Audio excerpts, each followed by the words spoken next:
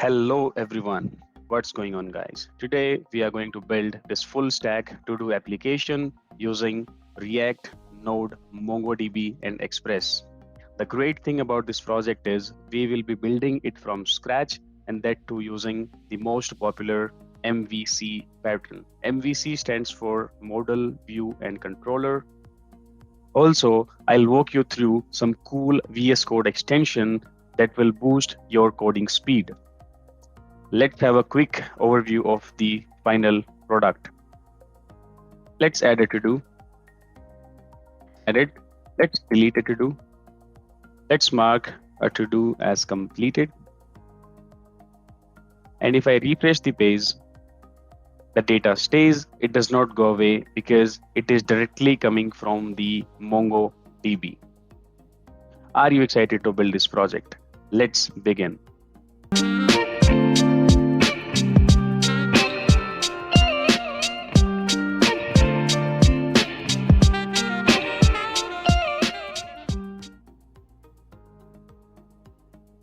To begin with the project, I have created a new folder and opened it in my VS Code.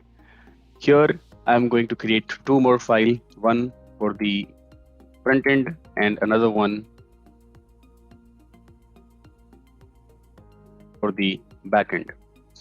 First, we are going to build the backend side of the project. So for that, let's navigate to the backend folder.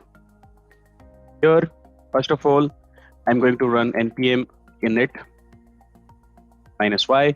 This command is going to create a package.json in the backend folder, which will be used to keep a track of all the dependencies of the backend side plus the metadata.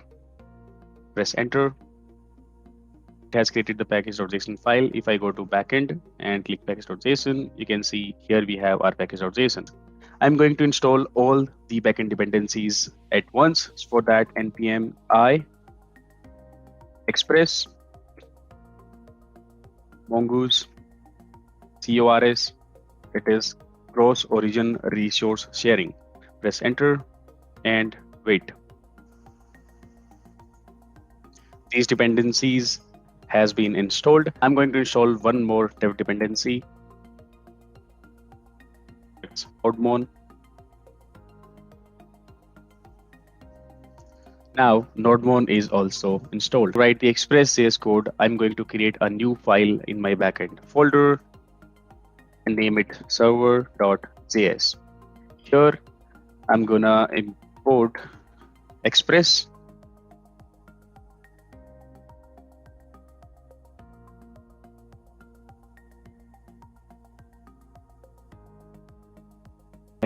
I have to type everything. To avoid that, we can use a VS Code extension, then snippets. With that installed, to require anything, I could type req underscore and name of the dependency and press tab. Similarly, I'm going to require the chorus. After that, I'm going to create Express app by calling the Express as a function. Now we are going to use two middleware provided by, one of them is provided by Express, that is express.json. It takes care of the JSON data in request and response of our APIs, which we are going to build in a while. The other middleware is app.use chorus. It takes care of all the cross origin resource sharing errors in the browser. Now we can listen to a port. Let's consider 5000. It has a callback, and here I can print server is running on port 5000. Save that. Now to run the Express server, I'm going to create a script in our package.json. Let's call it dev. You can call it anything. Nodemon server.js. Whenever any code is changed in your backend files, nodemon will restart the server. To run the server, I'm going to type npm run dev, press enter. And as you can see, our server is running. Next, we are going to need a database. For that, I'm going to create a new file called mongodb.js. Here we need mongoose. I'm going to create a method called connectdb to connect the database. Now let's call this method in our server.js. For that, first I'm going to import this method and let's call the method. For db.js, you can see we have our connection string, which we have passed to the mongoose, and this is our project name. These are the parameters which helps MongoDB to work properly. If the connection to the database is successful, DB connected is printed. Otherwise, connection error is printed, and we are exporting it. Now let's go to server.js, save it. Now we can see the server is running, and we can see DB is connected. It means the connection is successful. Let's create our first API. Since we are following the MVC pattern, I'm going to create two more folders. One is for models, another one is for the controllers. And we're also going to need a folder for the routes. Now you can see our MVC pattern is taking the shape. We have models, we have views, which is printed, and we have controllers. First of all, let's create a model. Let's name it to-do model.js.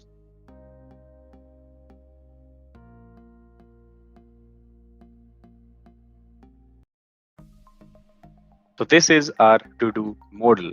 Here you can see we have a title property, which is the to-do itself. It's of type string, it is required, and we are trimming it. Another property is complete, which is a boolean, and the default value is false. Next, we are creating a mongoose model. It takes two arguments. One is the name of your model. The convention is to use a title case word. Later in the MongoDB, it will be converted to a lowercase with a s. So it will become lowercase to-dos. Second argument is the schema, and then we export it. Save it. Now we have our model ready. We can create a controller. Let's call it to-do controller.js. Here, first of all, I'm going to import the to-do model. Next, I'm going to create a method called get to-dos. REQ stands for request. RES stands for response. Now to get all the to-dos from the database, I'm going to write to-do.find. And this to-do.find is a async operation. So I'm going to use await. Since we are using await, we need to write async. Finally, we can return all our to-dos to the front end. Now let's export it. Now we have our model ready. We have our controller ready. Let's go to the routes folder. There, I'm going to create to-do route.js, import our controller, which was get to-dos, and now we can write our API endpoint. This API is going to be of type get. Endpoint would be /to-dos, and we'll pass our controller to it. Next, we are going to export it. Let's save this file. Now we have our model ready, our controller ready, and our route ready. Let's go to the server.js. Here, I'm going to write app.use/API and our to-do route. So let's import our to-do route. and use it here. With that, our API setup is done for our first API. Now, to call the API, we have many options. One of them is Postman. The other one is a VS Code extension that's called REST client. So let's go there. REST client. This is the extension I'll be using to call the APIs. Let's close it. And to call the APIs using this REST client, we need to create a file. Let's name it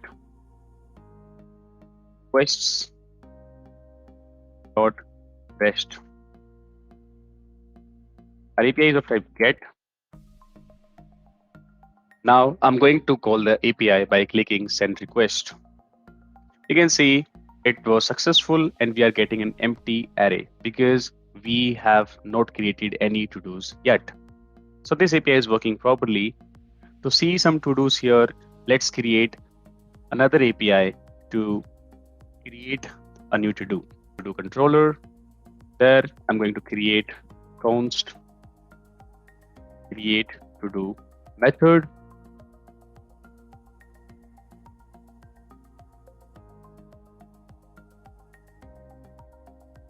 And to create a new to-do, I'm going to write new to-do. And if you remember, in our to-do model, we had a title property which is required. So we need to pass this title property here. The value of this title property will get from the front-end request dot body dot title. Now once the to-do is there, we can save it and the newly created to-do is returned to the front end. Now we need to export it. Control is done. Step is go to the route. Here I'm going to import that. This is of type post.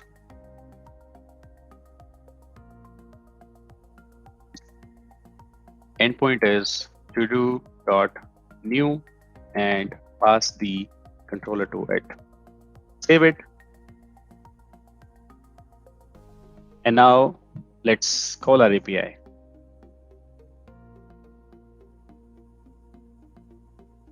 It is of type post. We need to pass the body to the post request. And since this is of type JSON, we need to pass the content type as application JSON. Now let's hit the API. It is throwing an error, cannot post localhost / to-do new. Okay, I forgot to add the /API here. Add that and send the request again. Okay, I have found the issue. It has this extra localhost 5000. Let's get rid of that and send the request again.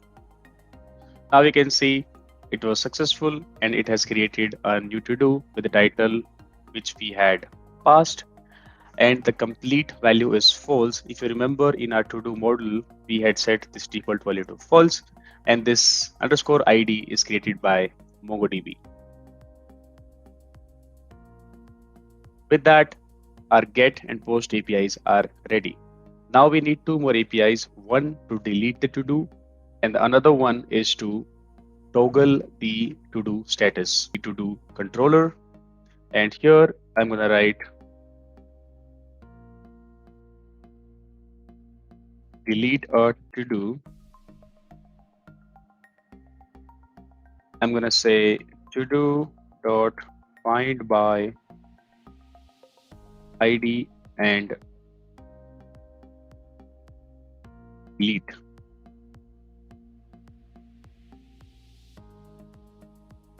Now to delete a to-do, we need ID of that to-do, and that ID we will be going to get via the request hierarchies. We'll talk about this ID in a while. Now, once we have our deleted to do, we can send it to the front end. And this is a async process. So we need to write await. And since we are using await, we need to write async. And now the other API is to toggle to do status. And to toggle the status, I'm going to write const to do await to do dot find by ID, and we are going to get this ID via request dot params dot ID. Once we have that ID, we are going to update the complete property of that to do. Basically, we are just toggling that. If it is true, we will make it false. If it is false, we'll make it true. Then we can save the to do, and the updated to do is sent to the front end. Controller is ready for both the APIs. Let's go to the route. There, I'm going to create two more routers. One is to delete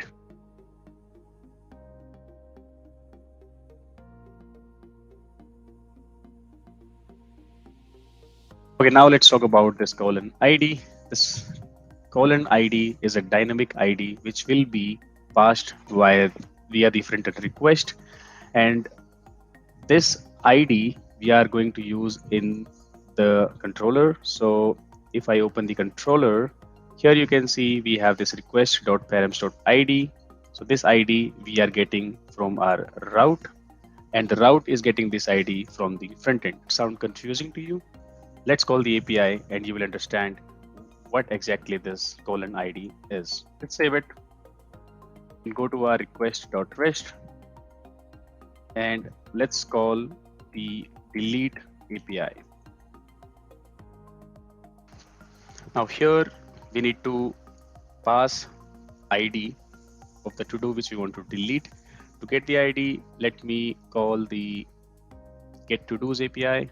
Now we have the ID of the to-do which we want to delete. Let's copy that and let me make it smaller so that you can see it. Pass the ID here. Now I hope you can understand that we have to do delete, and this is that colon ID. Now if I go to the to do route, we have this underscore ID. So this ID we are getting from the API request.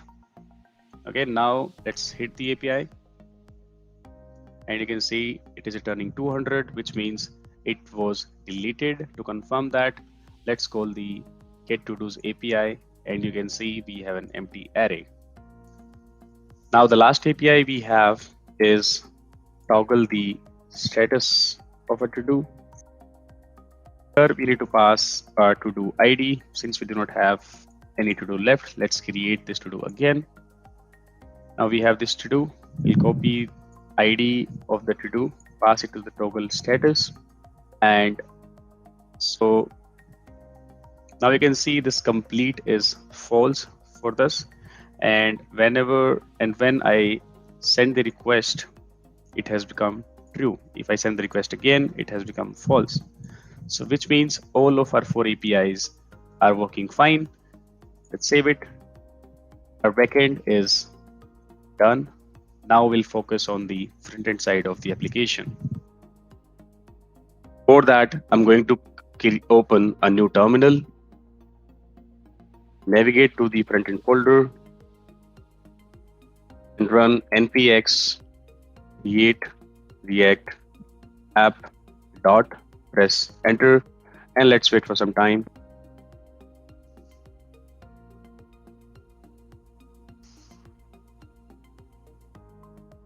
It is done. Next, we are going to install a package called Axios, which is used to call the APIs from front end. Let's wait for it. Now Axios is also installed. Let's go to our package.json and Okay, let me close all the backend files which are not required. We only need this requests dot rest. Rest we can close. Here I'm going to open the front-end package.json. Here you can see we have Axios installed. Next, I'm going to delete a couple of files which are not required for this project. So let's delete them.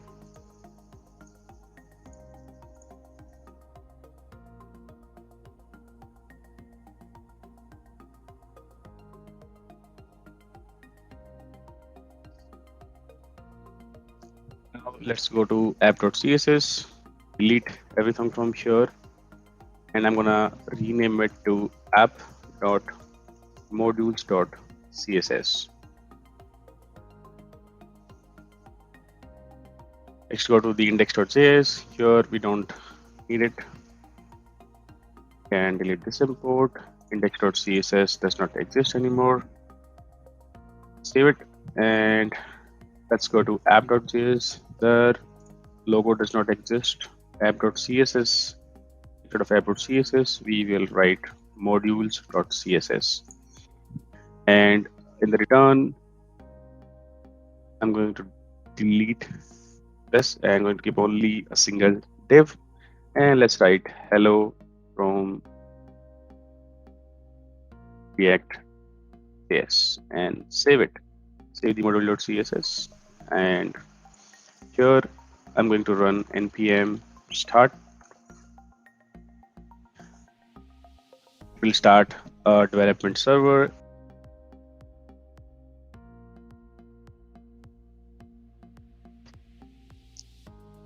You can see hello from React.js. Let's go to VS Code. First of all, I'm going to import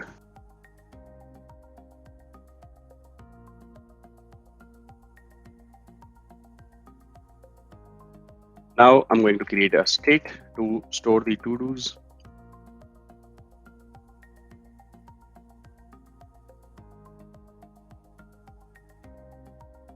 Initial value would be null.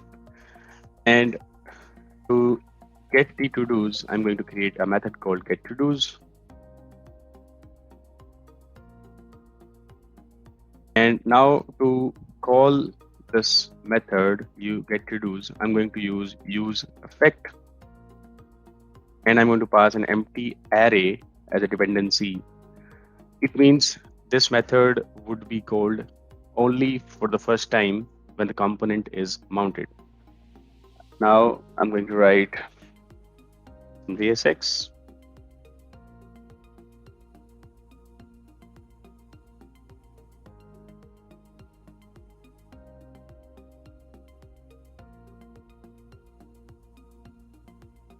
Now when a new to-do is added, we want to add that to-do to our existing to-dos, right?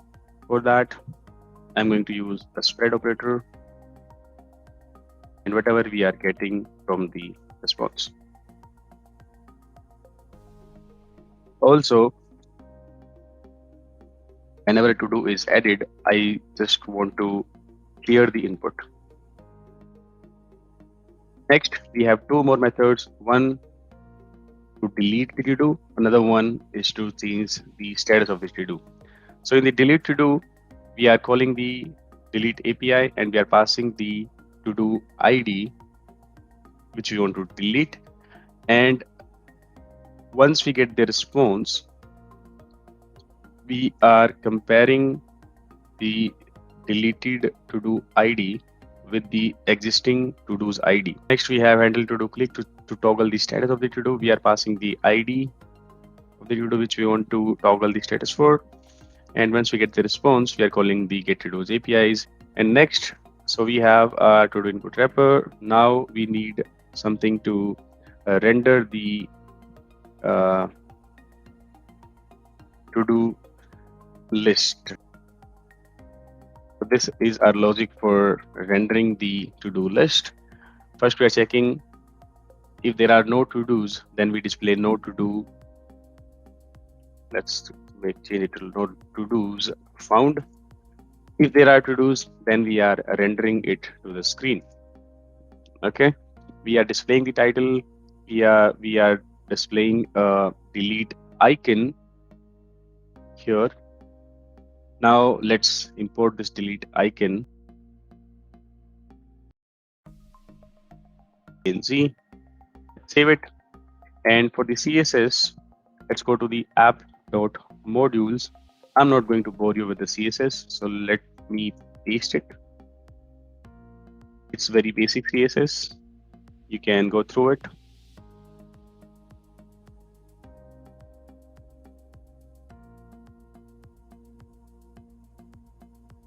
There is one error I can see. It says set to do is not defined. So if I go to app.js, set to do is not defined. Okay, we also need one more state for the to do which the user has entered. The initial value would be an empty string. Let's save it. Now the error is gone.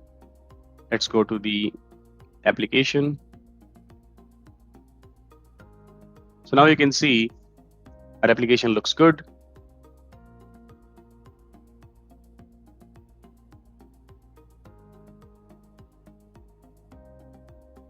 We added the to do. Now let's delete one to do. It's deleted.